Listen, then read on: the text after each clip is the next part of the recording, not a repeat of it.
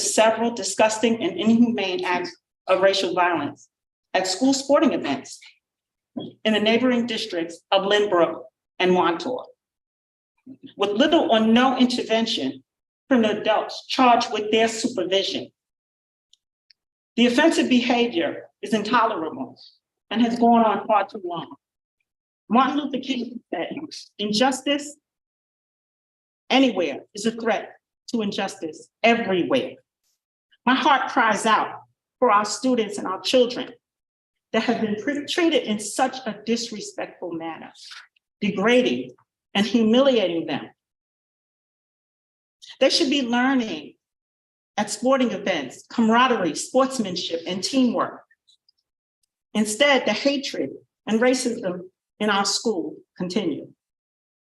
We say our children are our future, but honestly, they are our present. They are right now. We must invest in their present right now if we want a future, or we all shall surely perish. Let them know and feel love, peace, and justice. What about justice? Real justice, not be used as victims and pawns for hate. What are we telling not only the children of Roosevelt, but let's be clear, the children in all communities of color that have been disenfranchised when we don't hold the leaders accountable for the supervision and protection of the children in their care?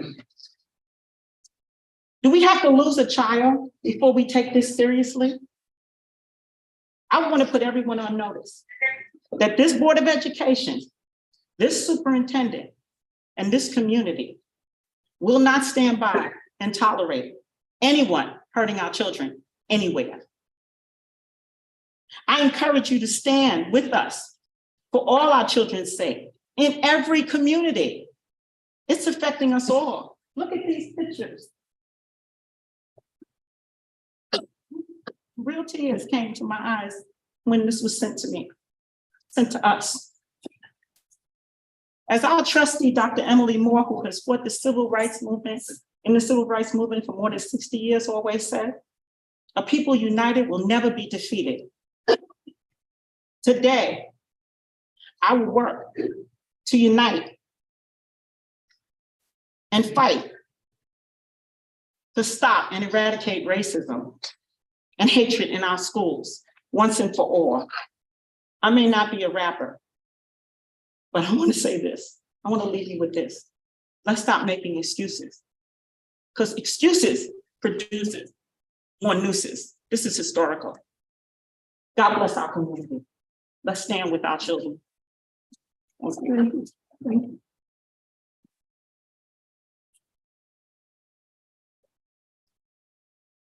Thank you. Dr. Deborah Wortham, who is the superintendent of Roosevelt School District. It's often said that a picture is worth 1,000 words. On February 17, 2023, I received this picture. I received a picture of students turning their backs on our students. This picture conveys a visual message of why we are here today. It's a representation of multiple scenarios that our students have experienced. You might know that a visit to our district's website will show you that the Roosevelt Union Free School District's mission and vision statement says that we embrace educating the whole child. We want our students to be healthy, mentally, physically, spiritually. We want them to be safe. We want to support them in every situation. We want our students to be engaged, yet challenged. Today, it is our intent to change the picture for our students and to put it in a new frame. Thank you.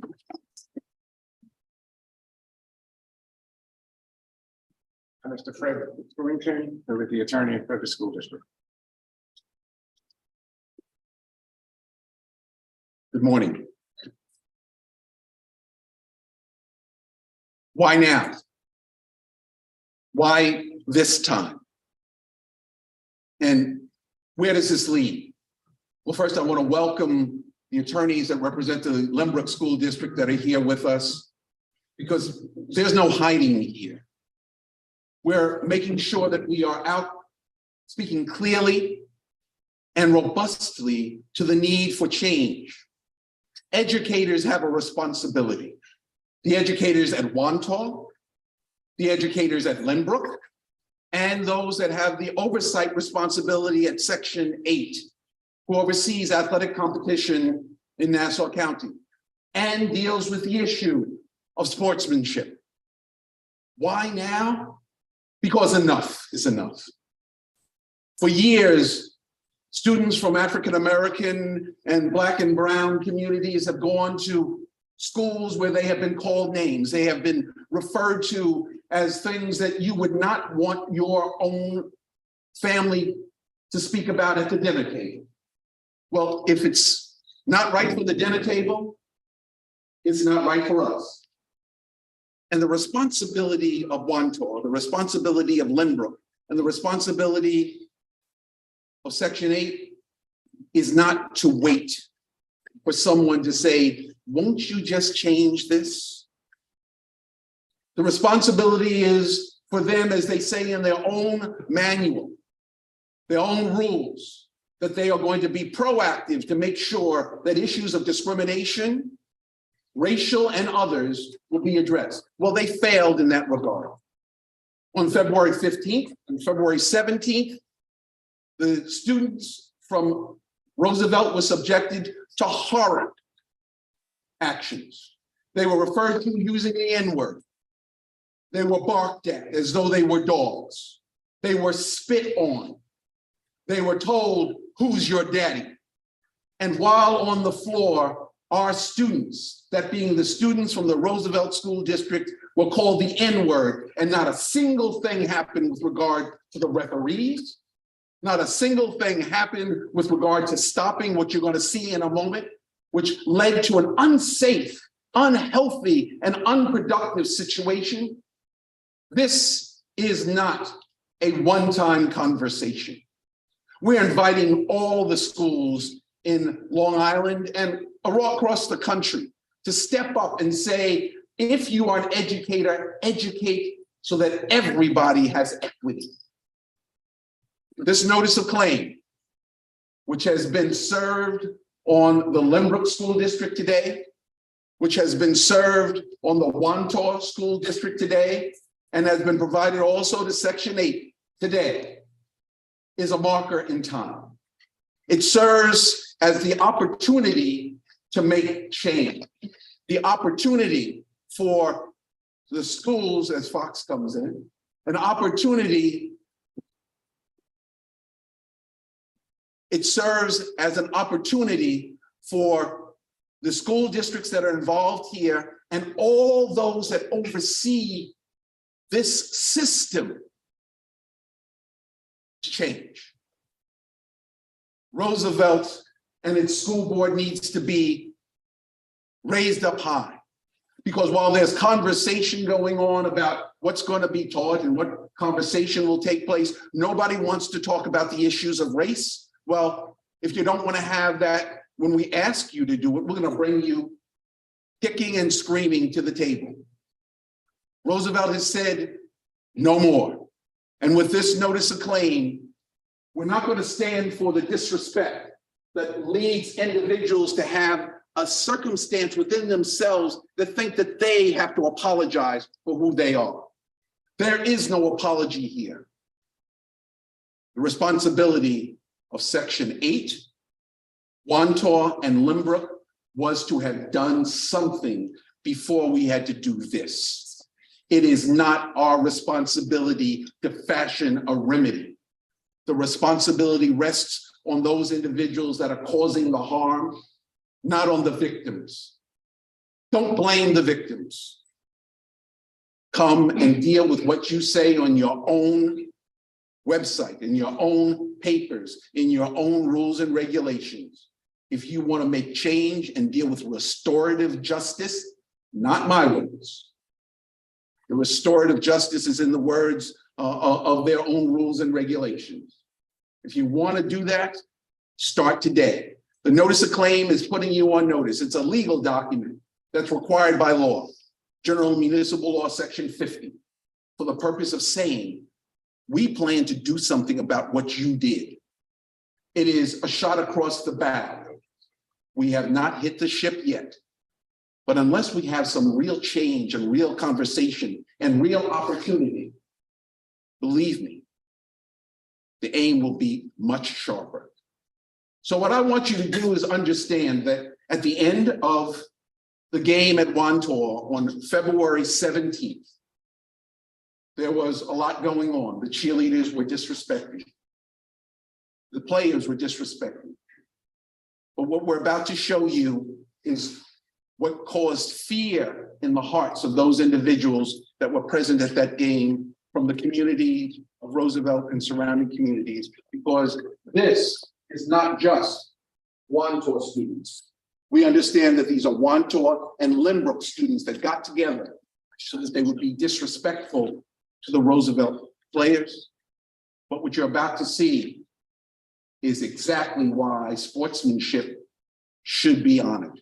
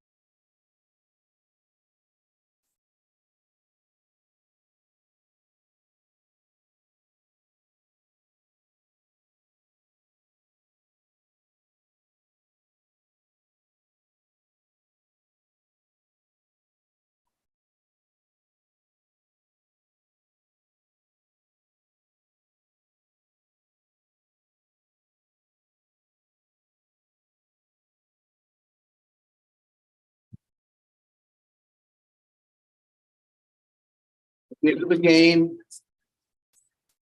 you all set? You all set? Yeah. This way, with that screen. Good. Right. At the end of the game, normally at Section 8 competition, it's supposed to be the handshaking of the team. The Roosevelt School students, the coaches felt unsafe, and here at the end, the person says that this is unsafe. A mob was created.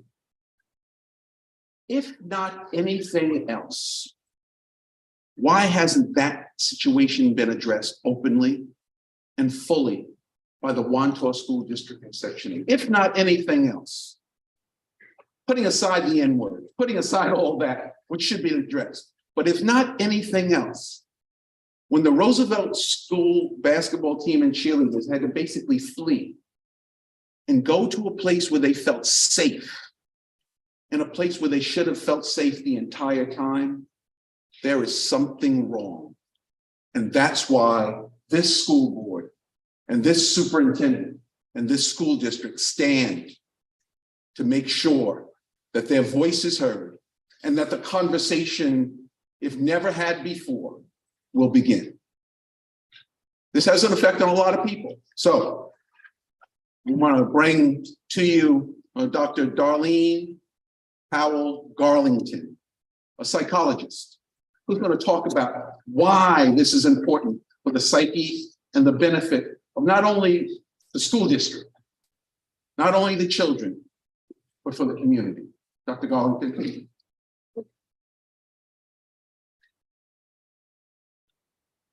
Okay, I have my little speech here, but I didn't come here today expecting to experience vicarious trauma. Trauma is direct. Vicarious is indirect, but it's still powerful. And I had a visceral reaction when I saw this. Thank you for pointing it out.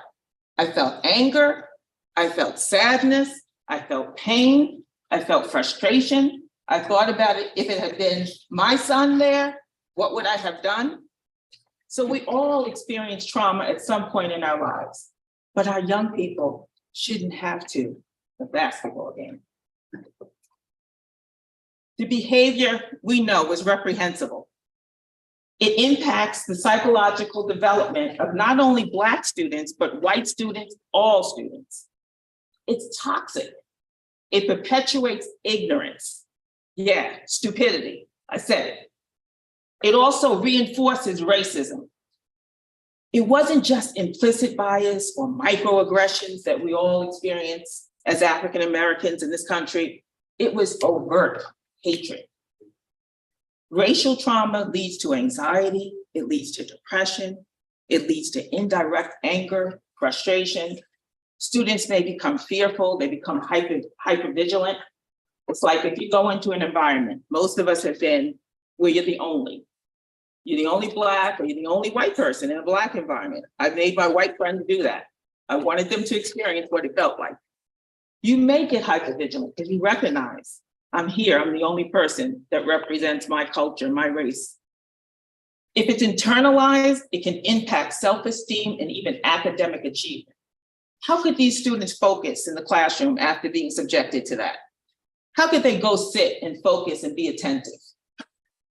The physical and mental effects of racial trauma can be devastating. It inhibits students from being able to function in society. And what we're really doing is we're putting them at a disadvantage, the Black and the white students, all the students, because at some point, they're gonna go to college, they're gonna be in the workforce. How are they gonna be able to relate to people from different racial and cultural backgrounds? How about if you were relating to me and you'd never related to a Black person before? It's difficult. They need to have those experiences of cross-cultural, interpersonal relationships. A researcher named Bessinger said it best. Equal status contact is the best way to reduce prejudice.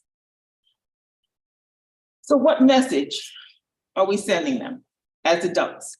The educators, the parents, the coaches who didn't intervene. They were condoning the behavior by reinforcing institutional racism. Where's the empathy? Where's the compassion? Where's the humanity? Where's somebody in that audience of white parents to say, I wouldn't want my child to be treated like that. I want my child to be raised better. Get your butt over here and sit down. What are you doing? Nobody did that. Nobody intervened. When we don't impose consequences and use the situation as a teaching moment, which we have the power to do right now, we are complicit in damaging the psychological development of all students. Thank you.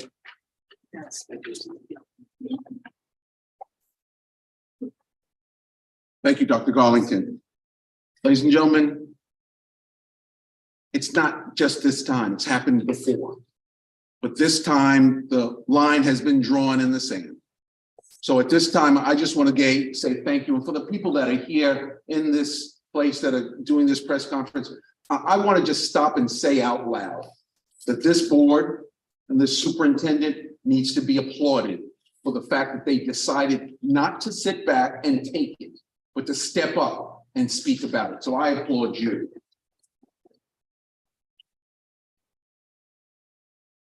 Questions? In terms of Section 8, aren't there rules and regulations for the referees? The game is over to have the sportsmanship occur. Yes, it is. And as a matter of fact, I'm glad you asked that. For the entire press corps, I have their rules and their regulations. And let me just cite to you from their code of conduct what it says about the referees. And this is from their Section 8 sportsmanship policy. It says, an official who demonstrates inappropriate unsportsmanlike conduct will be reported to the sportsmanship committee, and the sportsmanship committee may recommend disciplinary action to be taken against the official. The officials didn't do what they were supposed to do. They should have basically reported each other. But when you get the video, which will be sent to you, we'll send you all the video. Take a look at what happens at about 3 seconds left in the game. every one of the officials runs for the exit. Wow. They're not walking, they run for the exit. That's not the way it's supposed to be. And because their presence was not on the floor, this mob came out of the stands, bum rushed everything that was going on and prevented our students from Roosevelt, the students from Wantor, to look at each other in the eye as I'm looking at my opponents right now from Limbrook and say, we can talk about this, good game, now let's go forward in life. Instead, they're left with the failure to follow their own rules and regulations. So for those of you who want this, I've got copies of the Code of Conduct and their own rules and policies. And one of the things that it says in their own rules and policies that the members of the group that is supposed to oversee Section 8 has a responsibility to make sure that there are actions taken which are proactive about making sure these things don't happen. It's not as though they didn't know. They just chose not to do anything. You mentioned something happened in the past. Can you talk about what happened? Yeah, it's been reported, and we have a number of people here from the Roosevelt School District, as well as other school districts, but Roosevelt particularly has experienced this type of things. We had one instance where the cheerleaders went to compete and chicken bones were thrown at them. The fact that these individuals, these young ladies were barked at, they were not being safe when going to the ladies' room. They had to be escorted because it was an unsafe situation.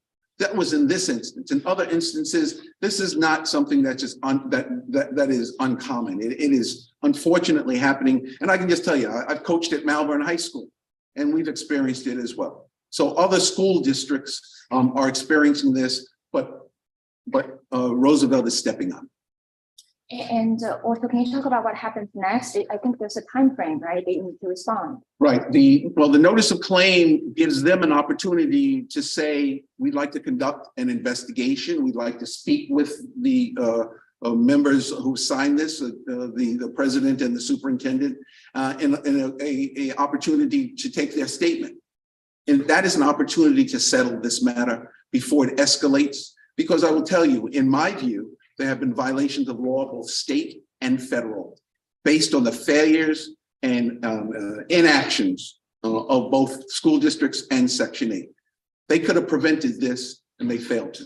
Can you talk about what you want to see happen? Yes, what I want to see happen is that by the time we finish this press conference, that Section 8, Wantor, and Limbrook should all be on the phone together, calling Dr. Wortham saying, can we come to you, sit down and apologize earnestly, and then we can decide what to do on what we need to do to change.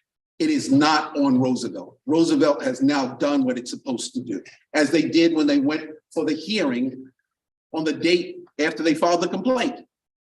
Many of you don't know this. People in this room may not know this. There was a hearing scheduled on the complaint.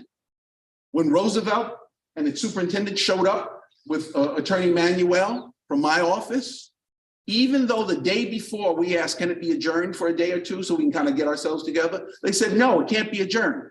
When Dr. Wortham showed up with the lawyer, all of a sudden it was canceled. And they decided until this day, it's now 3 months after the February incident, to this day, it has not been rescheduled. And they just say, well, do you want a hearing? It's not, oh, do you want a hearing? It's an obligation. Don't play games. It's not as though we can't read. There's a lot of books in here. We can read every word on every page.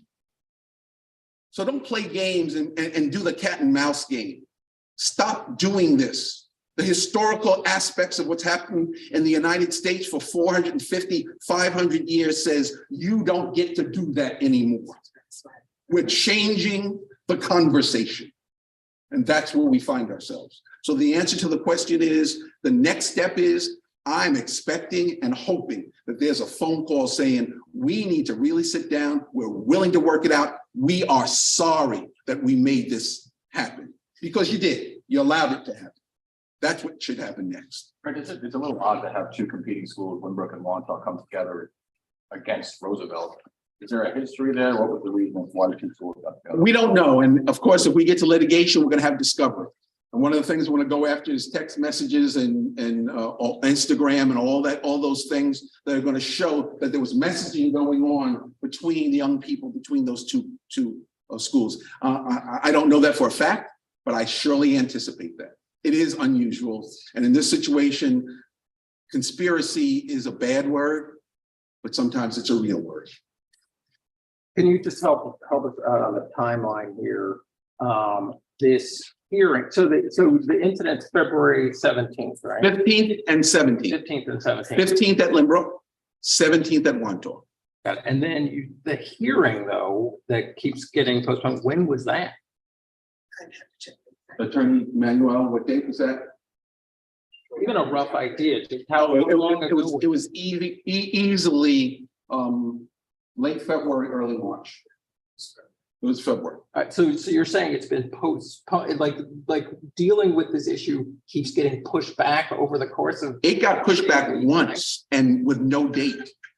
When we showed up after asking to adjourn it for a day or two so that we could actually get ourselves together, we were told, no, we're not going to adjourn it. Dr. Wortham, correct? Yes. Okay. That's accurate. Then when we showed up, and by the way, we told them a lawyer was coming and they said, your lawyer is welcome. And we had the emails to prove that. When we showed up at that time, they went into caucus, being nice, and then came out and said, it's being adjourned, it's being postponed. Never given a date, never given a time to this day. And that's why this notice of claim is necessary. Attorney Burrington, Yeah. the hearing was on March 9th. Was it, is that right? Yes. March 9th. And that's why, I just want to finish Go this ahead, line real quick. And that's why the notice of claim is being filed now. Was it yesterday, today? When's the notice? Notice of claim was served this morning between 8:30 and 9 o'clock on all three entities. And the reason is that there's a 90-day time period in which to bring a claim or to bring a notice of claim to preserve all your legal rights. So the Roosevelt School District and its board made a determination. We're not going to waive any of our rights. We are going to stand up and make sure that all rights are preserved under the law. Yes, sir, Greg. You said this has obviously happened before. What made this different that the district decided to, you said, step up? Dr. Wortham, would you like to handle that? Well, Come on, please.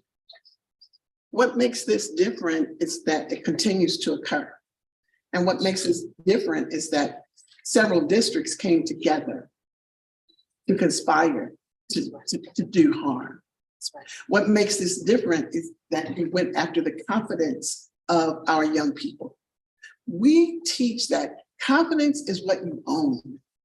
Confidence leads to your hard work. That's your energy. And then that leads to your achievement. But when confidence is tampered with, it's a downward spiral. And therefore you take the will and you take the effort, you take the energy. That is criminal. That's right. And I also encourage you all to take a look at the words of the students themselves. These posters show in the students' own handwriting, we're taking the names out in their own handwriting. And I encourage the attorneys from Sokolov to come off and take a look at that. In their own handwriting, and then the text below tells a story. Tells a story. And you can't tell me that the referees on the floor didn't hear what our students heard. Is there not enough security at these schools during this event? That's interesting. First of all, the first question should be, why do we need to have security at these events, right? But the second question is, it's not an issue of security. It's an issue of discipline, supervision, and the big E word, education. We should be past that. We're in the year, what year is this? 2023, right? I mean, I'm just telling you, we are past that, and that's a wonderful question. It wasn't an issue of enough security. There weren't enough adults in the room. to handle this for the purpose of saying, no, no, no. Because right then, somebody should have been disqualified. Or I'll just tell you, and I'll say this because I got to give Malvern a shout out. If the coaching staff that I coach on saw that at a football game, we would tell the referees, time out. Every coach, and you know this, would go into that stand and change that right there, because the immediacy of discipline, the immediacy of addressing that is so important. How are these people in these white t-shirts and sweatshirts with their backs turned and booing at the same time to their opponents going to learn a lesson that that's not how you treat people? That's right. Do you know how long that group was standing, turning their backs, how long that was? During the introductions, and can you just tell us, we had the entire game. Okay, the entire game. Cheerleading. And that's a cheerleading coach. Thank you. By the way, wonderful squad. If you don't mind just putting in more, I mean, I read it in the complaint. I'd love to hear it in any word. Just explain the photo, just so the folks at home can understand the full context of what's going on, please. This photograph is a picture of the bleachers or stands at the Wantaw Gymnasium. This depicts a number of individuals from what we see on these on this photograph appear to be all young white men in largely white outfits. Some of them have black on, but they have turned their back on the game and on Roosevelt, that being the school that is there for the purpose, and I'll just say the one purpose of showing total disrespect. It's as though you do not exist. So that's what this showed. And I'll just tell you that based on what we do understand, and again, we don't have full discovery yet, this was a combined group from Wantaw and Lynbrook. Do you know if they're students, players? These individuals? Well, they're not players because they probably got no game, by the way. But these are students that are supposed to be spectators. And as you look at the rules that I'm going to give you, there are rules about spectators' activities. There are regulations. None of that was seen, right? Immediately, there should have been someone at Wantaw that says, sit down and stop it. Just a couple quick other questions. Did the Roosevelt coaching faculty call for the game to be stopped or delayed or make some sort of statement of opposition to what was happening? I can't speak for the coaching staff as felt what they asked for, but I do know it's been reported to me what they felt, and they felt unsafe. And that is one of the reasons why when that mob hit the floor, they immediately took their team away from that for safety purposes. I just tell you, even if a coach yells from the sideline or from their bench, the referees have a bigger responsibility. Keep this thing in control and make sure that there is safety at all times. This was an unsafe circumstance. You'd also mentioned that you hope that the other schools can come together, apologize, and take measures to settle this matter. Your words. What would a settlement in this case look like? I don't know, because, and I don't want to speak out of turn, but what I do want to say is it is not necessarily for Roosevelt to fashion the remedy, because there needs to be some self-examination about why we allowed this, why we didn't do anything initially, but more so how we, Wantaw, Lynbrook, and Section 8 need to change. Because this should not happen anymore. There's the cap is off the bottom. Everything is there. You need to make change. And that's what we're dealing with. It's not incumbent upon the victim to say, well, you may have wishes, but the person that has the ability to change their ways, it's on them. Just going back to the hearing, can you talk about what was that meant to be, meant to, solve? There was a complaint filed by the district through its athletic director. The complaint raised these issues to Section 8. Section 8 then has what's called a sportsmanship committee. Their word, not mine. And that committee is supposed to convene promptly a hearing to take evidence, hear information, and then determine, according to their own rules, the type of action that is to take place. And if you look in these rules that I'm going to give you, it talks about the types of remedies that they can do. And it includes sportsmanship committee may recommend action in instances of unsportsmanlike conduct and is authorized to recommend consequences which may include but are not limited to censure, reprimand, suspension, loss of eligibility, or any other actions that are deemed appropriate by the sportsmanship committee. They've got a whole panoply of things that they can do, but to this date, they have done nothing. Thank you, Fred. Thank you. Greg, did you have anything else? Okay, thank you so much. I have these for you, and you're welcome to have them. We're gonna end the press conference now, where students are taking tests that we have to prepare this room for tests. We're gonna go down to the superintendent's conference room. If any of you have additional questions to ask, we can set up there so you can continue.